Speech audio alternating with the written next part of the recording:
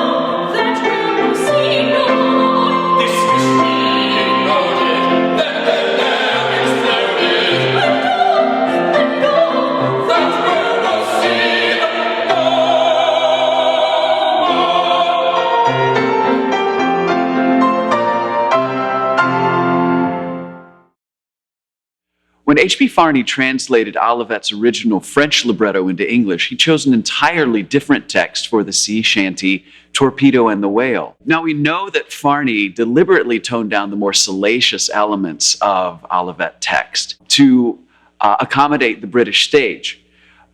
But here in Torpedo and the Whale, he seems to have relied on good old-fashioned double entendre to still titillate the audience a little bit. Now, for singers such as Lillian Russell, this presents some issues vocally. Composers were very attentive to where they actually combined musical moments with particular words or phrases. And as you might imagine, when the translation is entirely different, singers like Russell would find themselves having to maybe sing a happy word or a phrase over top of a stressful chord or a musical sentence. Audran wrote Torpedo and the Whale in the popular gallop style, which was a simple, upbeat folk dance with 2 beats per measure. Considered a rather sensual dance for the time, the gallop was a dance in which the man would put his arm around the woman's waist, take her right hand in his left hand, and the two would basically romp or gallop around the ballroom in a more or less pre-programmed dance style. In quaint and in mystic moonlight and shade on the sward, lover now intertwining, oh come and the legend with me by the stars be divining what fate ours may be. Oh, my true love, if but sleeping, still love's watch keeping, wait I till morning light. Darling, good night, darling,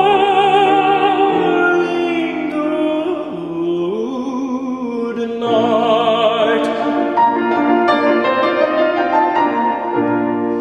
Oh, surely thou'rt waking yet, for thou wilt not forget 'tis the hour of our meeting.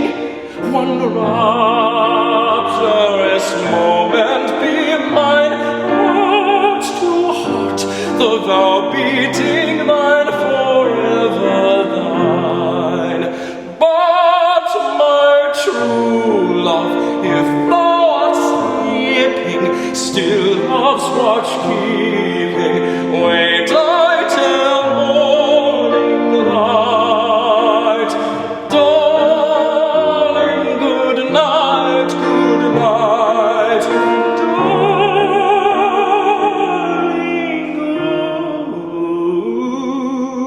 good night.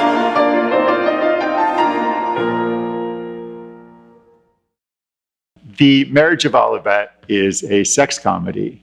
In Darling Goodnight, Valentine is not wishing Olivette a good night's sleep. The goal of the serenade is to wake her up and get an invitation to climb in her bedroom window. The original French version was incredibly risque. And the challenge for touring productions like the Wilbur Opera Company in late 19th century America was predicting the sensibilities of local audiences and adjusting the performance accordingly. It's class tension that defined popular culture in this period. Overt sexual displays offended middle-class moralists, but this is exactly what elite men and also ethnic working class audiences liked about operetta in the first place. The Duc des Ifs is a queer-coded character, and newspaper reviews invariably talked about his flamboyance and effeminacy. In fact, part of the humor of his ludicrous plots to either marry or kidnap the Countess Beteiled is his complete lack of sexual interest in her. It is just his latest ruse to get out of a jam, which is what he sings in Bob Up Serenely.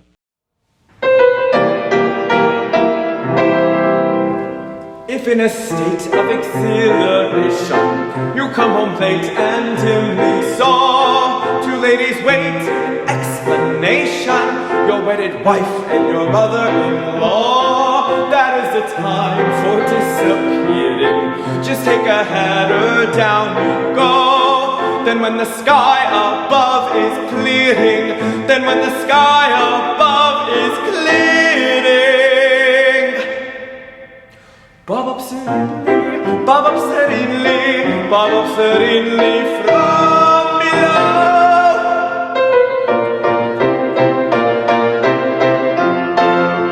So if it be with a politician, when all his measures go awry, and by proclaiming his wrong ambition, the voters asking the wherefore and why, that is the time for disappearing. Just take a header, down you go. Then when the sky above is clearing, then when the sky above is clearing, bob up serenely, bob up serenely, bob up serenely from below.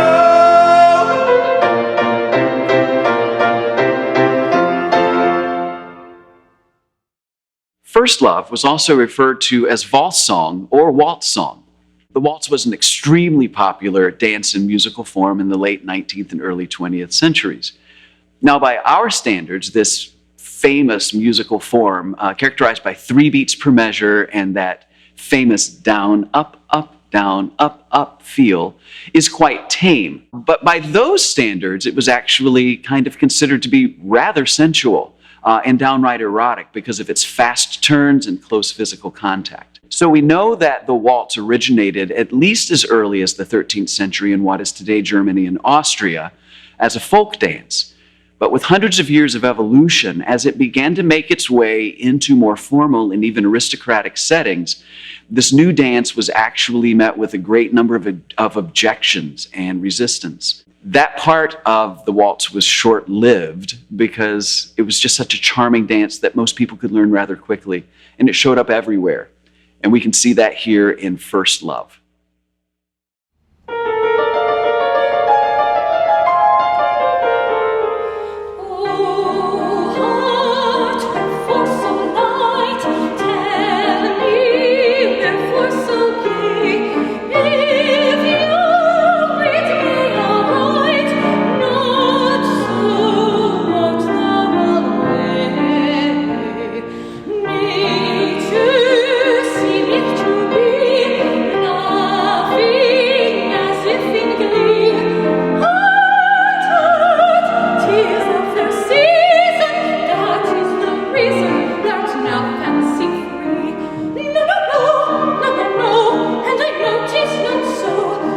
No,